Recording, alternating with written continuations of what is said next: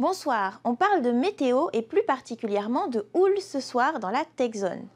C'est la toute première bouée houlographique de Polynésie. Elle a été installée mi-avril du côté de Te Ahupo, à environ 15 km du large. L'objectif de cette bouée, c'est d'améliorer les modèles de prévision déjà existants et de pouvoir anticiper les phénomènes de submersion.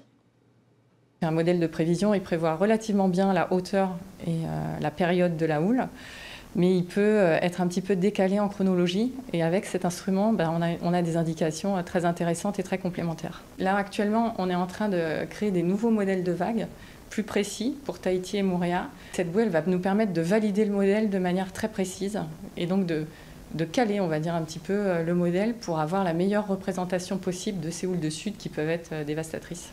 La bouée a été installée peu avant le fort épisode de houle du 29 avril dernier, un test réussi pour ce nouveau dispositif. Elle a tenu le choc déjà, donc ça c'est un bon signe, c'est encourageant.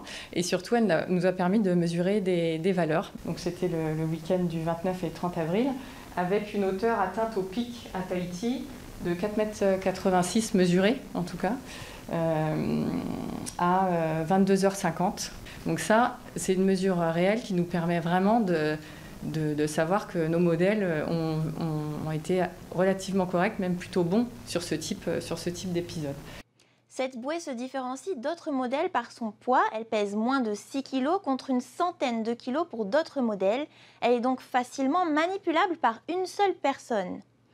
Et si cette bouée est une première en Polynésie, les bouées holographiques sont en revanche utilisées depuis longtemps ailleurs dans le monde.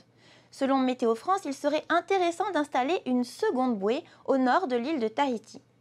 Puisqu'on a aussi à Tahiti à gérer, et dans toute la Polynésie d'ailleurs, des houles de nord. Et donc ça serait intéressant d'avoir un complémentaire au moins au nord.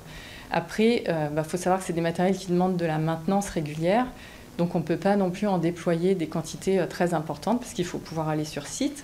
Il faut pouvoir donc disposer d'un bateau ou se faire emmener. Ça demande une logistique qui est quand même importante et qu'aujourd'hui, on n'a pas en propre à Météo France. Pour en savoir plus sur cette toute première bouée houlographique du fait noir, rendez-vous sur notre site internet. Vous connaissez l'adresse www.tntv.pf.